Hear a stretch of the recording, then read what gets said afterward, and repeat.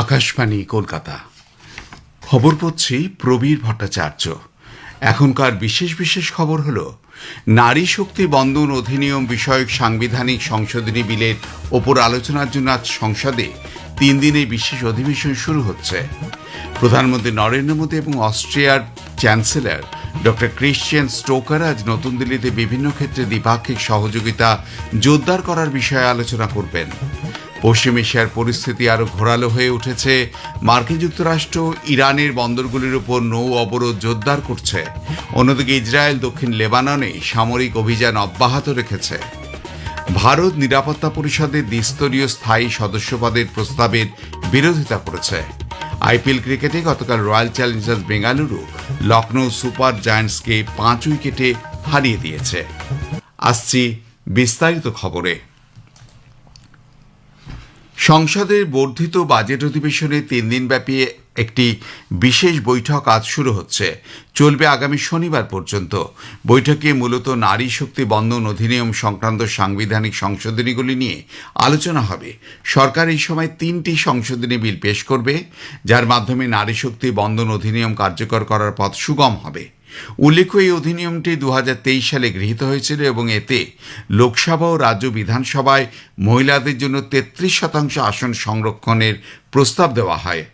অধিবেশনে 3টি বিল নিয়ে আলোচনা চলবে। এই বিল 3টি হল সংবিধানের 131তম সংশোধনী বিল, কেন্দ্রশাসিত অঞ্চল আইন সংশোধনী বিল এবং সীমানা পুনর্নির্ধারণ বিল।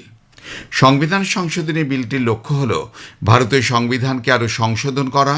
অন্যদিকে কেন্দ্রশাসিত অঞ্চল আইন সংশোধনী বিলে কেন্দ্রশাসিত অঞ্চল আইন 1963, জাতীয় রাজধানী অঞ্চল দিল্লি সরকার আইন 1991 এবং জম্মু কাশ্মীর পুনর্গঠন আইন 2019-এর সংশোধনের প্রস্তাব করা হয়েছে। সীমানা পুনর্নির্ধারণ বিলে লোকসভায় বিভিন্ন রাজ্য ও কেন্দ্রশাসিত অঞ্চলগুলির জন্য আসন বন্টন পুনর্বিন্যাস করার বিধান রাখা হয়েছে।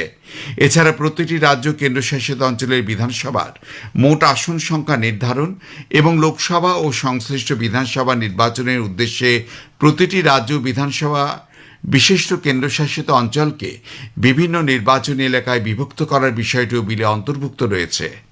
বিজেপি, জেডিইউ, এলজেপিআর এবং কংগ্রেস সহ বেশ কয়েকটি রাজনৈতিক দল সংসদের উভয় কক্ষের সাংসদদের অধিবেশন চলাকালীন সভায় উপস্থিত থাকার এবং দলের অবস্থানকে সমর্থন করার নির্দেশ দিয়ে 3 লাইন হুইপ জারি করেছে। সংসদ বিষয়ক মন্ত্রী কিরেন রিজিজু আশ্বস্ত করে বলেছেন যে মহিলা সংরক্ষণ বিল নিয়ে চিন্তা করার কোনো প্রয়োজন নেই, কারণ এই বিলটি প্রতিটি ক্ষেত্রেই অত্যন্ত সতর্কতার সঙ্গে চিন্তাভাবনা করা হয়েছে। নতুন দিল্লিতে সাংবাদিকদের সঙ্গে মত বিনিময়ের সময় শ্রী রিজিজু বলেন, প্রতিটি রাজ্যে আসন সংখ্যা বৃদ্ধির কথা বলা হয়েছে। প্রস্তাবিত এই বিলটি দেশের প্রতিটি রাজ্যের সব সম্প্রদায়ের আশা আকাঙ্ক্ষা পূরণ করবে। Every state, every region, every community, there is nothing to worry. Everything is taken care of. The southern states are fortunate that despite controlling the population growth, despite less people in terms of proportionate, in terms of ratio, they still gain because the numbers have risen proportionately. So no state is losing. এদিকে কংগ্রেস সভাপতি এবং রাজ্যসভার বিরোধী দলনেতা মল্লিকার্জুন খার্গে বলেছেন যে বিরোধী দলগুলো মহিলা সংরক্ষণ বিলের পক্ষে থাকলেও যে পদ্ধতিতে বিলটি পেশ করা হচ্ছে তা নিয়ে তাঁরা সংশয় প্রকাশ করছেন। ইন্ডিয়া জোটের বৈঠকের পর নতুন দিল্লিতে সাংবাদিকদের কাছে শ্রী খার্গে দাবি করেন যে বিলটি রাজনৈতিক উদ্দেশ্য প্রণোদিত। The way in which they have brought is politically motivated. Therefore, we all have decided, all opposition parties will oppose this bill. Congress নেতা জয়রাম রমেশ বলেছেন যে সীমানা পুনর্নির্ধারণ সংক্রান্ত বিধানগুলি সম্পূর্ণ বিপক্ষে রয়েছে সমস্ত বিরোধী দল। তিনি জানান, তারা লোকসভা ও রাজ্যসভার বিতর্কে অংশ নেবেন এবং এই বিধানগুলির বিরোধিতা করবেন। ভারতের প্রথম মহিলা রাষ্ট্রপতি প্রতিভা পাতিল প্রধানমন্ত্রী নরেন্দ্র মোদীকে এটি চিঠি লিখে আইনসভায় মহিলা সংরক্ষণে যে উদ্যোগ নেওয়া হয়েছে তার প্রতি সমর্থন জানিয়েছেন। তিনি বলেন, দেশের সংসদ এবং বিভিন্ন রাজ্যের বিধানসভায় মহিলাদের আসন সংরক্ষণের বিষয়টি কার্যকর হলে আইনসভায় ভারসাম্য রক্ষা পাবে এবং বিভিন্ন বিতর্কের দৃষ্টিভঙ্গিগত সমৃদ্ধি ঘটবে। প্রধানমন্ত্রী নরেন্দ্র মোদী এবং অস্ট্রিয়ার চ্যান্সেলর ডক্টর ক্রিশ্চিয়ান স্টোকার আজ নতুন দিল্লিতে বিভিন্ন ক্ষেত্রে দ্বিপাক্ষিক সহযোগিতা জোরদার করার বিষয়ে আলোচনা করবেন। সামাজিক মাধ্যমে এক পোস্টে বিদেশমন্ত্রী ডক্টর এস জয়শঙ্কর আশা প্রকাশ করে বলেন যে প্রধানমন্ত্রী নরেন্দ্র মোদীর সঙ্গে তাঁর আলোচনা বিভিন্ন ক্ষেত্রে বৃহত্তর সহযোগিতার নতুন দ্বার উন্মোচন করবে। আকাশবাণীর সংবাদদাতা জানিয়েছেন যে চ্যান্সেলর স্টোকারের সফর সঙ্গী হিসাবে একটি উচ্চ পর্যায়ের প্রতিনিধি দল রয়েছে। ভারত ও অস্ট্রিয়া পারস্পরিক গণতান্ত্রিক মূল্যবোধের ভিত্তিতে দীর্ঘ বছর ধরে বন্ধুত্বপূর্ণ এবং বহুমুখী সম্পর্ক বজায় রেখে চলেছে।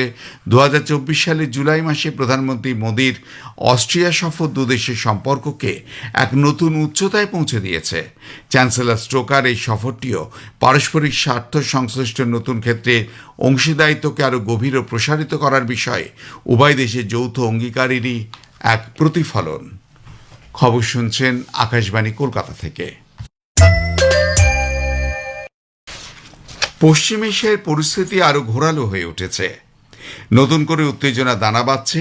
এদিকে মার্কিন যুক্তরাষ্ট্র ইরানের বন্দরগুলির উপর নৌ অবরোধ জোরদার করছে। অন্যদিকে ইসরায়েল দক্ষিণ লেবাননে সামরিক অভিযান অব্যাহত রেখেছে। মার্কিন সেন্ট্রাল কমান্ড জানিয়েছে অবরোধের প্রথম 48 ঘন্টার মধ্যে কোনো জাহাজই মার্কিন বাহিনীর ব্যূহ ভেদ করে যেতে পারেনি। অন্তত 9টি জাহাজ নির্দেশ মেনে পুনরায় ইরানের জলসীমার দিকে ফিরে গেছে। এদিকে দক্ষিণ লেবাননে ইসরায়েলি বিমান হামলা অব্যাহত। লেবানন জানিয়েছে যে এই হামলায় চিকিৎসা কর্মী সহ বহু মানুষ হতাহত হয়েছেন। ইসরায়েল বাহিনী দাবি করেছে গত 24 ঘন্টায় তারা হিজবুল্লাহর প্রায় 200টি লক্ষ্যবস্তুকে আঘাত এনেছে। হিজবুল্লাহ উত্তর ইসরায়েলে রকেট নিক্ষেপের মাধ্যমে প্রত্যুত্তর দিয়েছে। পেট্রোলিয়াম ও প্রাকৃতিক গ্যাস মন্ত্রকের যুগ্ম সচিব সুজাতা শর্মা জানিয়েছেন যে পশ্চিম এশিয়ার সংকটের কারণে সরবরাহ ব্যবস্থায় কিছুটা বিঘ্ন ঘটলেও সরকার সারা দেশে গার্হস্থ্য এলপিজি, পিএনজি এবং পরিবহনের জন্য ব্যবহৃত সিএনজির 100% সরবরাহ নিশ্চিত করেছে। শ্রীমতী শর্মা আরও জানান যে এলপিজি সিলিন্ডারে কালোবাজারি রোধে কঠোর ব্যবস্থাও গ্রহণ করা হচ্ছে।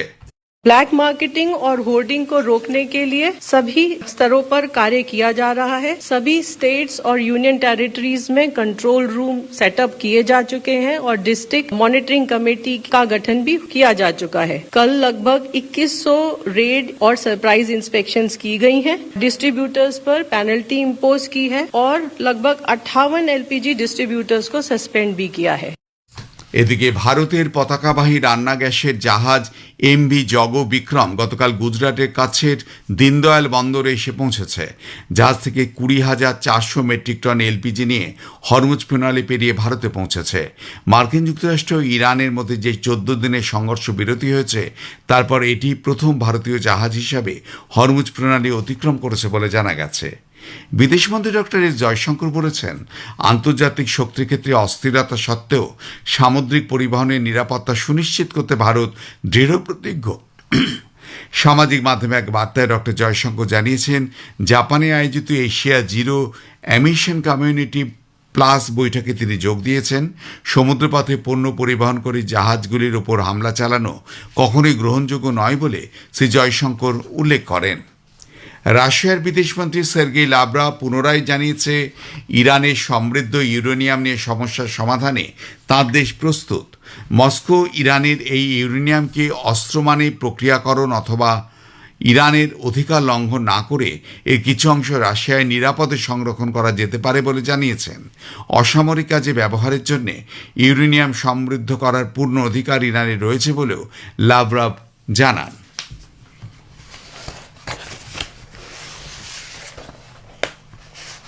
বার্ষিক অমরনাথ রেজিস্ট্রেশন গতকাল শুরু হয়েছে। আকাশবাণী জম্মু সংবাদদাতা জানিয়েছেন অফলাইন এবং অনলাইনে রেজিস্ট্রেশন করার জন্য রাষ্ট্রায়ত্ত কয়েকটি ব্যাংকের শাখায় তীর্থযাত্রীরা ভিড় শুরু করেছেন। আইপিএল ক্রিকেটে গতকাল রাতে রয়্যাল চ্যালেঞ্জার্স বেঙ্গালুরু 5 উইকেটে লখনৌ সুপার জায়ান্টসকে হারিয়ে দিয়েছে। বাঙ্গালুরু এম চিন্নাস্বামী স্টেডিয়ামে লখনৌয়ের 146 রানের জবাবে 29 বল হাতে রেখে জয়ের রান তুলে নেয় বেঙ্গালুরু। আরসিবি দলের হয়ে 34 বলে সর্বোচ্চ 49 রান করেন। ইম্প্যাক্ট প্লেয়ার হিসেবে নামা বিরাট কোহলি এই জয় 5 ম্যাচে 8 পয়েন্ট নিয়ে শীর্ষে উঠে এলো গতবারের চ্যাম্পিয়ন আরসিবি। ভারতের গ্র্যান্ডমাস্টার বৈশালী রমেশবাবু মহিলাদের ক্যান্ডিডেটস 2026 প্রতিযোগিতায় চ্যাম্পিয়ন হয়েছে। এই প্রথম ভারতীয় মহিলা দাবাড়ু হিসেবে এই ঐতিহাসিক কৃতিত্ব তিনি অর্জন করলেন। শেষ করবার আগে খবরে বিশেষ কিছু অংশ আরেকবার। নারী শক্তি বন্দন অধিনিয়ম বিষয়ক সাংবিধানিক সংশোধনী বিলের উপর আলোচনার জন্য আজ সংসদের 3 দিনের বিশেষ অধিবেশন শুরু হচ্ছে। খবর শেষ হলো, পরে খবর জাতীয় সংবাদ 7টা 25 মিনিটে।